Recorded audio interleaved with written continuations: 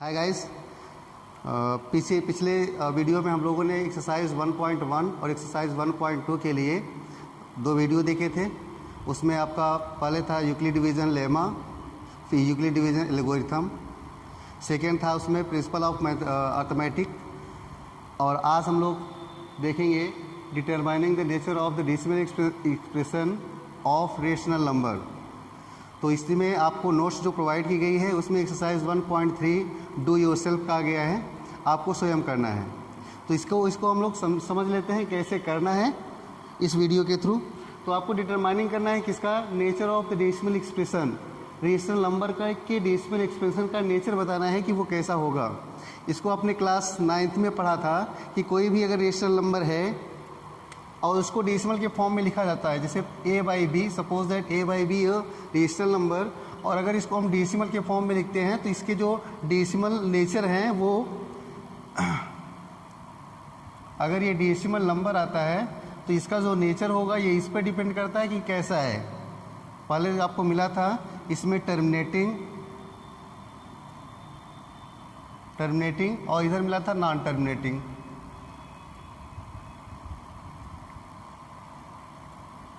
Terminating का मतलब हो गया जो कटने वाले हैं, और नॉन टर्मिनेटिंग का मतलब हो गया जो नहीं कटने वाले हैं। टर्मिनेटिंग को हमने रेशनल कहा था, ये रेशनल नंबर होते हैं। और नॉन टर्मिनेटिंग में दो पार्ट हो जाता है, एक हो जाता है non terminating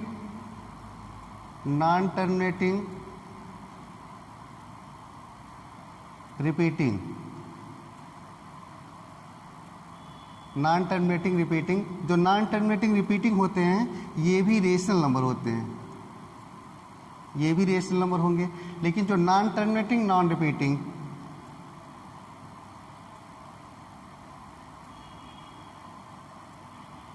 non terminating and non repeating,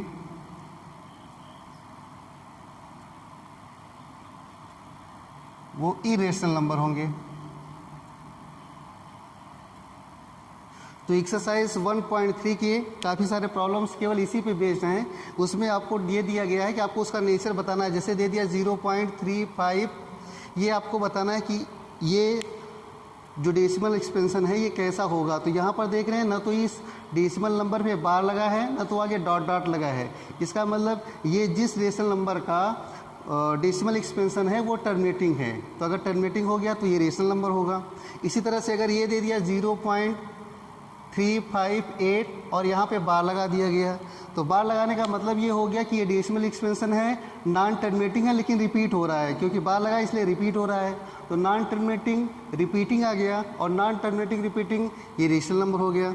और जिस डेसिमल एक्सपेंशन में 0.3578 इसके बाद डॉट लगा दिया गया, तो यहाँ पर डॉट लगाने का मतलब ये नंबर और आएंगे और ये यही होंगे, ये क्लियर नहीं है। इसका मतलब ये नॉन टर्मिनेटिंग नॉन रिपीटिंग हो गया। तो नॉन टर्मिनेटिंग नॉन रिपीटिंग आपका इरेशनल नंबर होगा। तो काफ़ी सारे प्रॉब्लम्स, लगभग 6, 7, 8, 9 जितने भी प्रॉब्लम हैं आपका इसी के बेस पे सॉल्व हो जाएगा।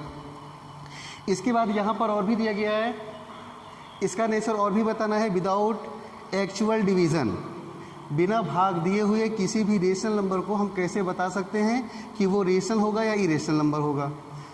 तो इसके लिए एक ट्रिक है।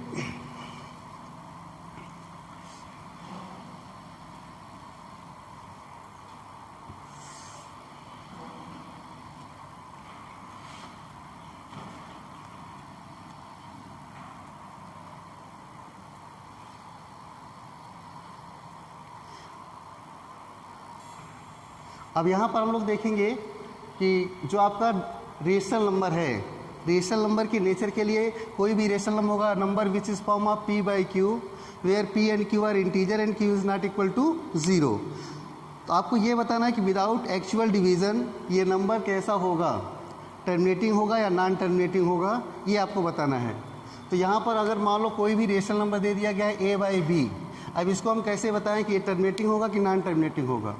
तो इसके लिए आपको बताया गया कि if prime factorisation of denominator of any rational number is form of to the power m into 5 to the power n, then that rational number is terminating. अगर किसी भी रेशनल नंबर का जो डिनोमिनेटर है इसका prime factorisation means b is equal to the power m into 5 to the power n, अगर इस form में हो जाता है तो ये जो आपका नंबर होगा a बाई बी, इसका डेसिमल एक्सपेंशन रिपीटिंग होगा, सॉरी टर्मिनेटिंग होगा, ये टर्मिनेटिंग हो जाएगा, अदरवाइज नॉन टर्मिनेटिंग होगा। तो इस पे बेस्ड आपके सारे प्रॉब्लम्स 1.3 में एक्सरसाइज 3, 4, 5 ऐसे करके काफ़ी सारे प्रॉब्लम्स दिए गए हैं जो इसी पर बेस्ड हैं। आपको एक्चुअल डिवीजन नहीं करना है और इसी के थ्रू आपको प्रॉब्लम सॉल्व करने हैं। आइए देखते हैं एक्सरसाइज 1.3। पहला नंबर है आपका चेक पाई इज रेशनल और इरेशनल नंबर। तो पाई आपको पहले से ही बताया गया है कि अगर पाई की वैल्यू हम लोग 22/7 लेते हैं तो 22/7 पे, क्योंकि वो p/q के फॉर्म में होगा इसलिए वो रेशनल होगा। लेकिन अगर पाई की एक्चुअल वैल्यू देखा जाए 22/7 उसका अप्रॉक्सीमेट वैल्यू होता है। तो अगर केवल पाई की वैल्यू हम कहेंगे तो pi is an irrational number. Second question फिर से पूछ लिया, चेक 22/7 इज रेशनल और इरेशनल नंबर। तो 22/7 में जो आपका न्यूमरेटर है 22, ये भी इंटीजर है, डिनोमिनेटर आपका 7, ये भी इंटीजर है, इसलिए 22/7 आपका रेशनल नंबर होगा। थर्ड दिया गया है, right whether 2√45। Question number third, 2√45 plus 3√20 upon 2√5। आपको बताना है right whether on simplification give a rational और इरेशनल नंबर। इसको सिंप्लीफाई करके आपको बताना होगा कि ये रेशनल है कि इरेशनल नंबर है।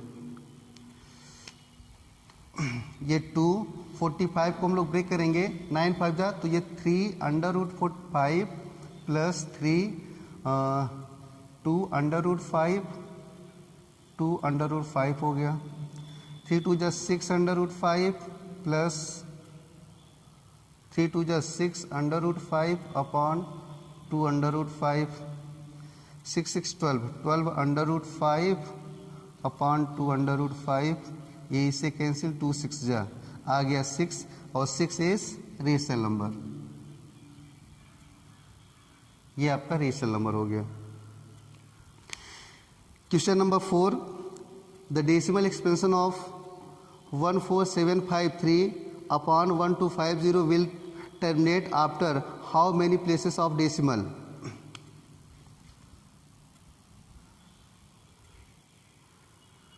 क्वेश्चन नंबर 4 है 14753 अपॉन 1250। ये पूछ रहा है कि ये डेसिमल की कितने नंबर के बाद टर्मिनेटिंग होगा या नॉन टर्मिनेटिंग होगा। तो सबसे पहले आपको बताया गया कि इसके लिए सबसे पहले डिनोमिनेटर को to the power m into 5 to the power n के फॉर्म में लिखना होगा। तो यहाँ से आपका डिनोमिनेटर 1250, इसका प्राइम फैक्टराइजेशन आप करोगे 1250, 2 6 जा 12, 2 2 जा 4, 2 5 जा 10, 5 आएगा, 1 2 5 25, ये 1 आ गया, मीन्स आ गया 2 into 5 into 5 into 5 into 5, 2 into 5 to the power 4। तो 2 इंटू 5 टू द पावर 4 आया है। अब इसमें अगर हम इसका पावर अगर सेम करेंगे तो यहाँ से टू द पावर 4 से मल्टीप्लाई टू द पावर 3 से मल्टीप्लाई करना पड़ेगा, और जो डेसिमल एक्सपेंशन होगा आपका 3 डिजिट के बाद, जिसमें इससे मल्टीप्लाई करते हैं 3 डिजिट के बाद आपका टर्मिनेटिंग हो जाएगा, क्योंकि यहाँ पर पावर सेम करनी है। आप लिख सकते हो since 2 into 5 to the power 4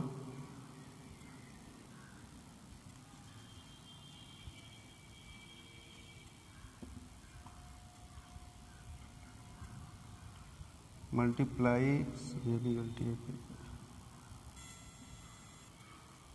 we get to the power 4 into 5 to the power 4, then 2 into 5 to the power 4 means 10 to the power 4, hence क्या पूछा था इस पे, right will terminating after how many places of decimal?